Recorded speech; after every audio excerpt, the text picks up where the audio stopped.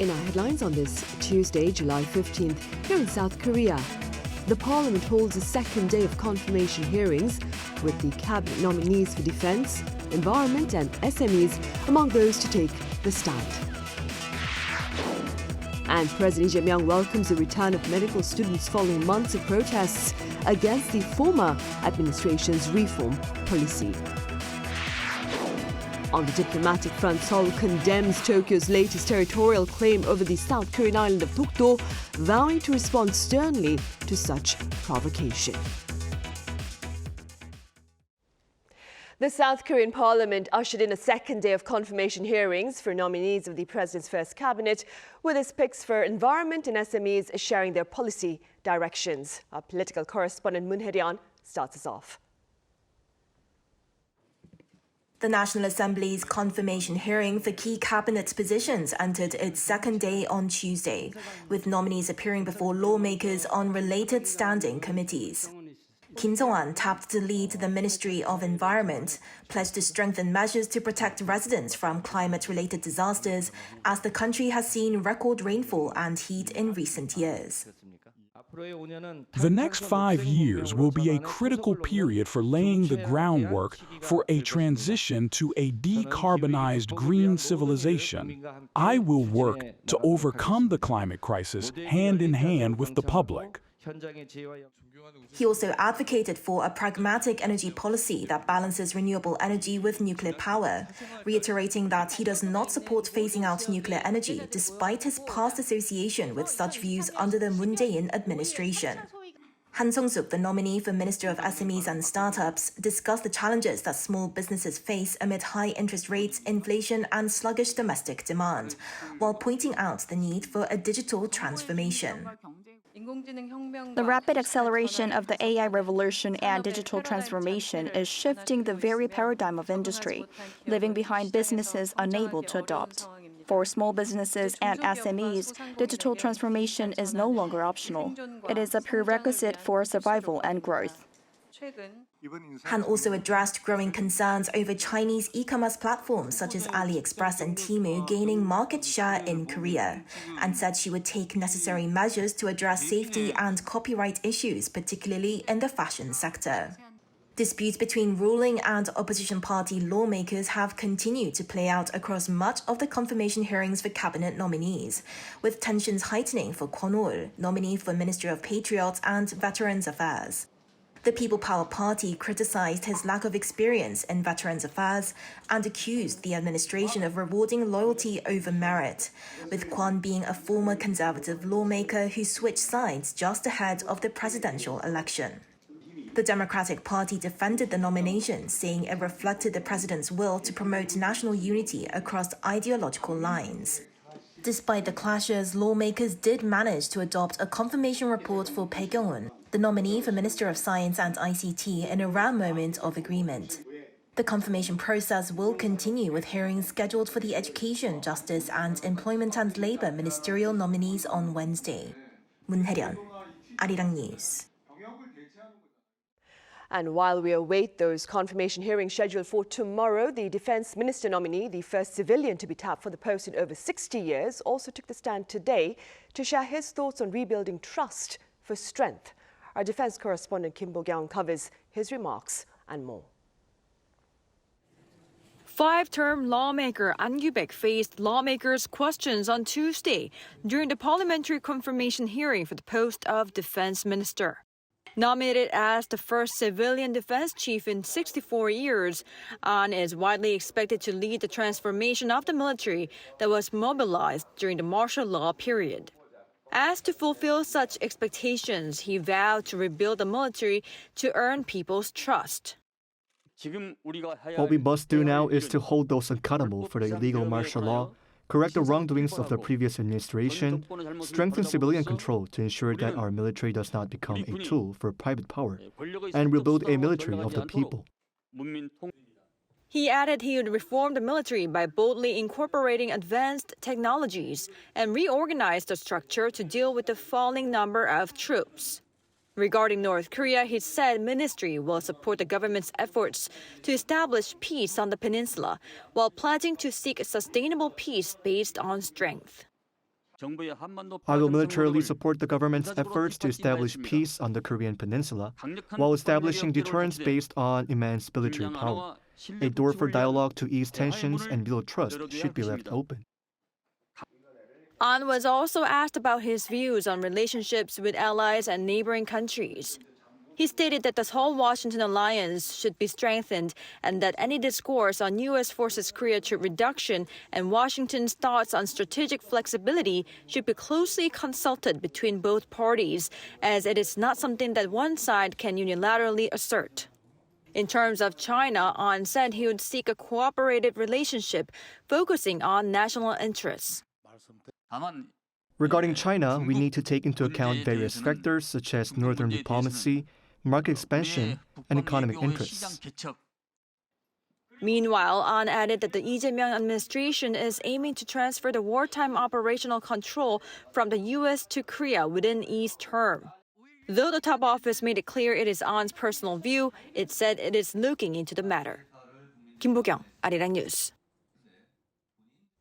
And President Lee Jae-myung has shared his words of relief in response to news that Korea's medical students will be returning to schools, ending a prolonged protest over the previous administration's efforts to expand medical school seats. Our correspondent Yoon Jung-min covers these remarks from his latest cabinet meeting. President Lee Jae-myung presided over Tuesday's cabinet meeting, first by noting the decision by medical school students, who have been boycotting classes for 17 months, to protest the previous administration's medical reform policy aimed at expanding school enrollment to return to school. 늦었지만 참으로 다행스러운 일입니다. 교육 당국이 필요한 후속 조치를 신속하게 추진해 주기 바랍니다. 그리고 의대생 여러분도 우리 국민들의 건강과 생명을 책임지는 예비 의료인으로서의 사회적 책임이 무엇인가에 대해서 좀 더 깊이 생각해 주시기를 당부드립니다. Among a host of issues addressed at the table, the president noted dire economic conditions, stressing the importance of organizing finances in an efficient way so that they can play an active role in helping the economy. 관행적이거나 또는 효율성이 떨어지는 예산, 또 낭비성 예산, 이런 예산들을 과감하게 정비 조정하고 또 국민들의 의견을 예산 편성 과정에 폭넓게 반영해서 효율적인 예산 편성이 가능하도록. Approved during the meeting was the promulgation of partial revisions made to the Commercial Act that expand directors' fiduciary duty beyond the company to shareholders to better reflect the interests of small investors. This took effect upon promulgation. It includes a rule that caps voting rights of major shareholders and related parties at 3% when electing or dismissing audit committee members. This particular change will take effect a year from now. Also approved were changes to the martial law regulations to ban anyone from blocking lawmakers from entering the National Assembly after martial law has been declared. Additionally, the cabinet set a certain legal basis for the Foreign Seasonal Worker Program, often used in the agricultural or fishing industries, only allowing the state or local governments to get involved in the job of bringing in foreign workers, other than unauthorized entities. The president, who appeared without a tie for the second straight week amid the extreme heat, concluded his opening remarks by asking public officials to do their best to protect people from any heat or rain-related damage. Yoon Jung-min, Arirang News. Also, the president has formally requested the presence of all leaders of the Asia-Pacific Economic Cooperation at this year's summit in the South Korean city of Gyeongju. According to presidential spokesperson Kang Yoo-jung, official invitation letters were delivered to each country's diplomatic mission this past Monday. She also pointed out a final list of participants will be shared once the replies to the invitations are received. Now, this year's APEC Summit will take place from October 31st to November 1st under the theme of Building a Sustainable Tomorrow.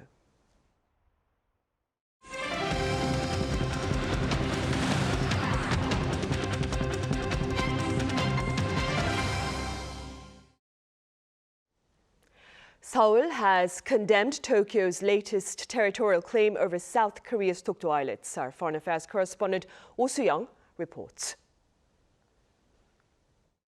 Seoul has called on Japan to immediately retract the territorial claim in Tokyo's latest defense white paper over South Korea's easternmost islets of Dokdo. On Tuesday, South Korea's foreign ministry released a statement voicing strong objections to Tokyo's repeated territorial claim issued in its annual report.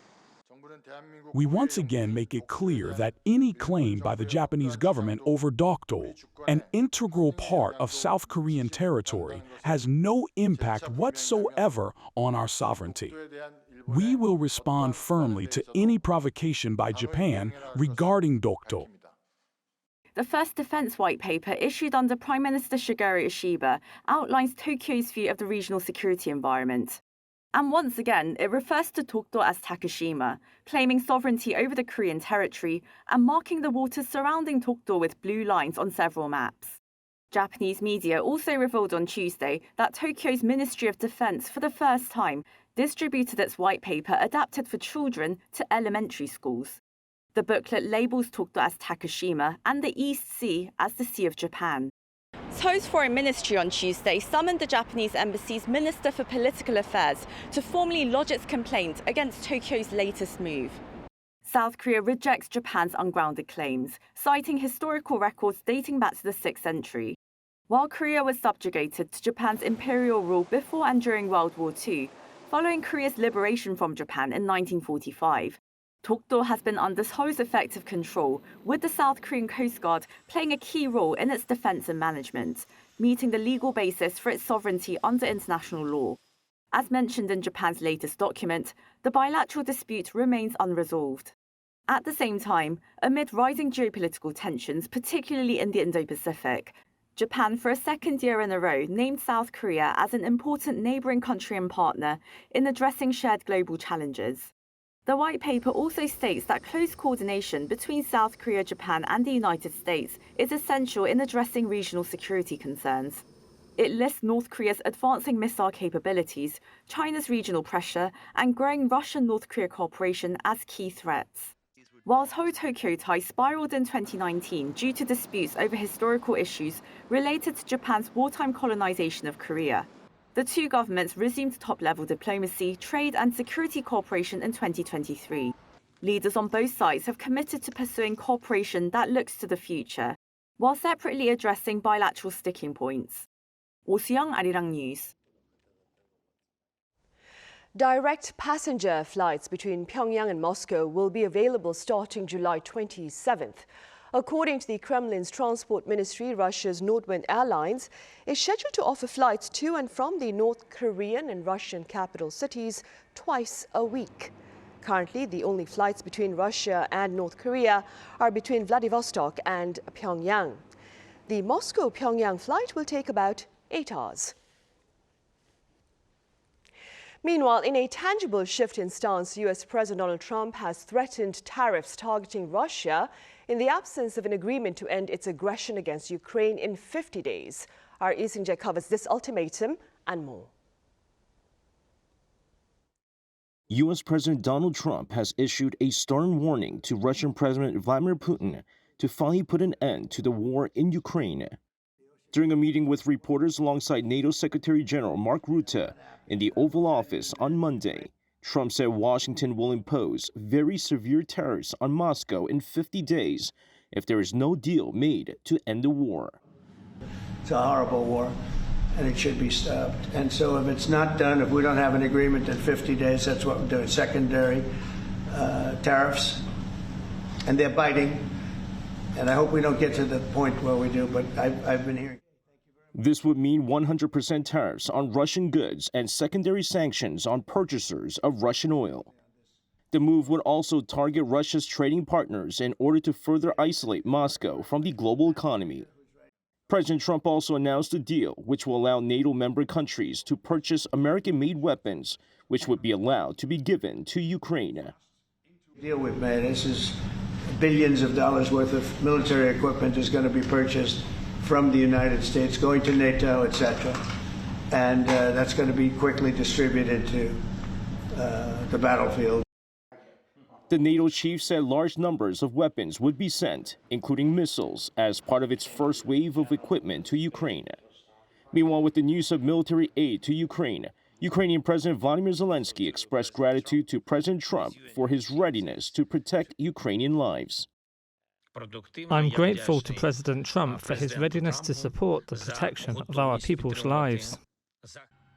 The latest deadline issued by Trump, along with a deal to provide Ukraine with American weapons, comes as the U.S. leader has been frustrated with the lack of progress Putin has made in committing to a ceasefire deal. Lee Seung-jae, Arirang News.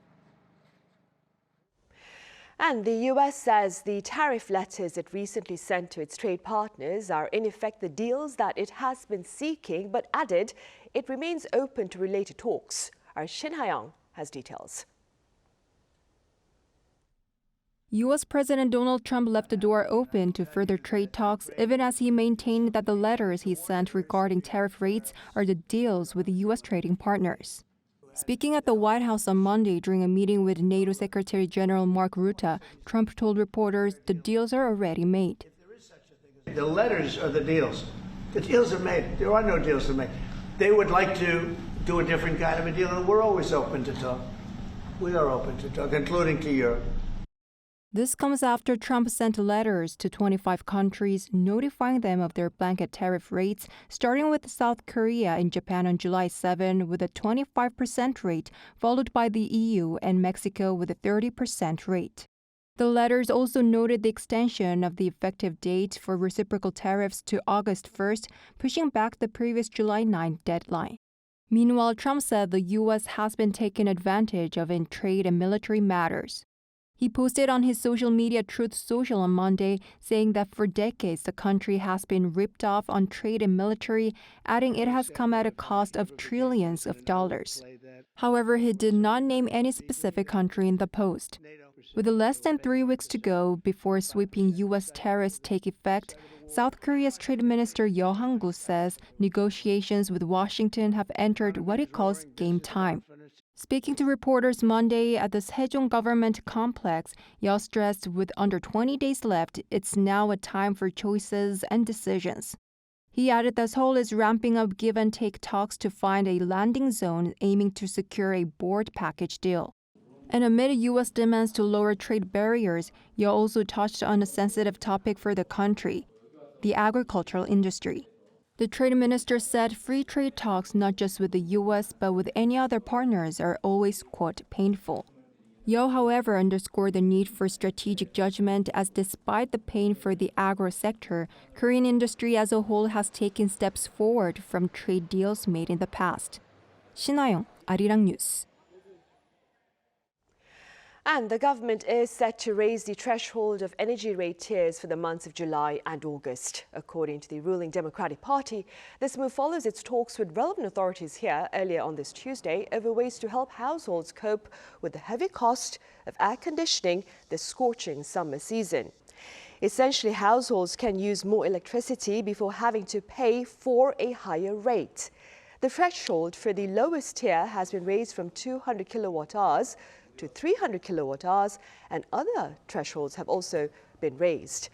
Earlier this month, the government also increased discounts to underprivileged households and started providing them with energy vouchers worth up to 700,000 Korean won.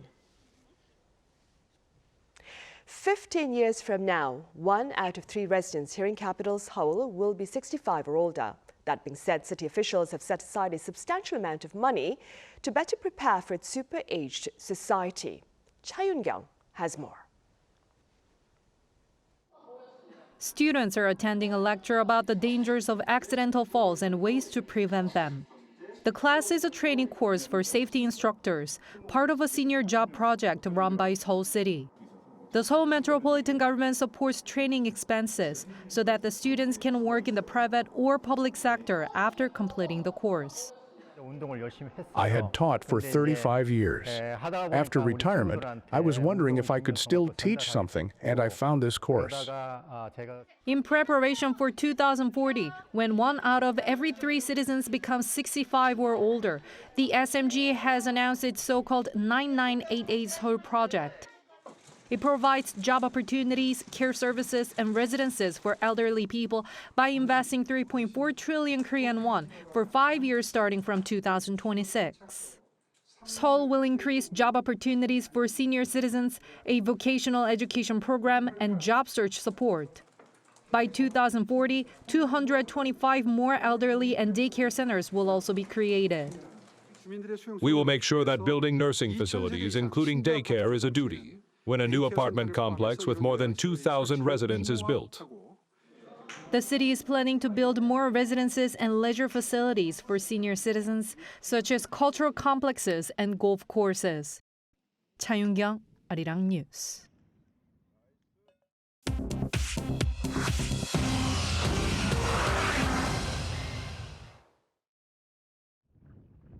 This is The World Now, bringing you the latest stories from around the globe. Sectarian clashes in southern Syria's Sweda region between fighters from Syria's Druze community and Sunni Bedouin tribes have left more than 80 dead and dozens more injured on Monday. The UK-based Syrian Observatory for Human Rights said that at least 89 people were killed and dozens injured after armed confrontations broke out late Friday following a series of targeted kidnappings. The clashes were reportedly triggered by the abduction of a Druze merchant on Friday along the Damascus-Sweda highway. Druze fighters responded by attacking Bedouin tribal groups accused of involvement. The SOHR said the people killed included Druze fighters, Bedouin fighters, civilians, and security personnel. The country's interior ministry said national security forces have been deployed to the region to restore order. However, fighting continued in western parts of the province. This marks the latest outbreak of deadly sectarian violence in the country since Islamist-led rebel forces overthrew President Bashar al-Assad in December. In the United States, a fire at an assisted living facility in Fall River, Massachusetts, has killed at least 9 residents and injured dozens. Late Sunday night local time, a fire broke out at the Gabrielle House Assisted Living Facility, where 70 residents were living. Many of them had mobility issues and used wheelchairs and oxygen tanks. The 9 residents who died were in their 60s to 80s and were likely unable to evacuate without help. At least 30 others, including firefighters, were hospitalized. Massachusetts Governor Maura Healey described the scene as unimaginable and credited first responders with preventing an even greater loss of life. The U.S. Supreme Court on Monday sided with President Trump's administration, lifting a lower court injunction to clear the way to implement sweeping workforce reductions at the Department of Education. The injunction had required the reinstatement of nearly 1,400 employees dismissed in March as part of plans to dismantle the department. The court's unsigned order enables the Education Department to dismiss almost 40% of its staff, as originally planned under an executive order aimed at returning key duties to other federal agencies like Health and Human Services. Further legal challenges are continuing in lower courts. Finally, the first image from HBO's Harry Potter TV adaptation was unveiled on Monday, marking the start of production at Warner Bros. Studios Leavesden in the United Kingdom. The photo shows actor Dominic McLaughlin playing the iconic role of 11-year-old Harry Potter, characterized by the round glasses, forehead scar, and the Hogwarts uniform. Crews have already constructed a replica of Private Drive, where the story begins, to faithfully accommodate the setting of the book for the 7-season saga.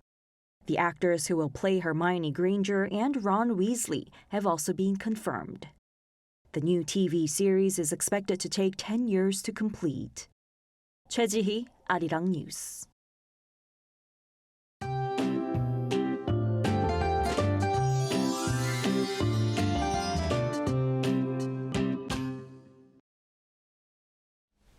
The rain will stop for a while tonight and then it will make a return all over the country again tomorrow morning.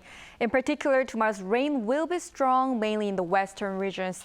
There will be as much as 200 millimeters of heavy rain in southern Gyeongju province and the west coast of Chungcheongnam-do province, and 150 millimeters of heavy rain in inland areas of Gangwon-do, Chungcheongbuk-do, and northwestern parts of Jeollabuk-do provinces.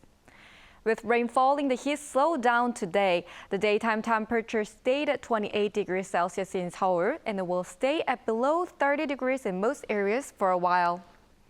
Tomorrow morning will start at under 25 degrees all over the country.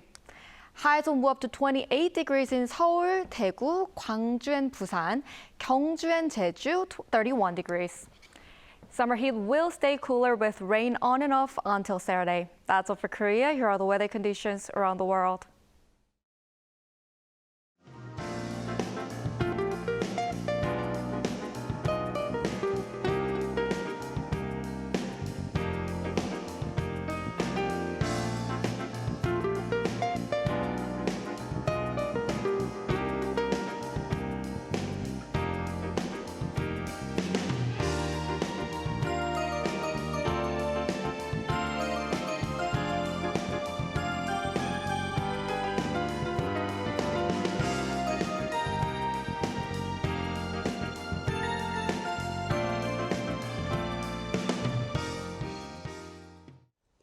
Right, those are the headlines at this hour here in South Korea. As always, thank you for watching.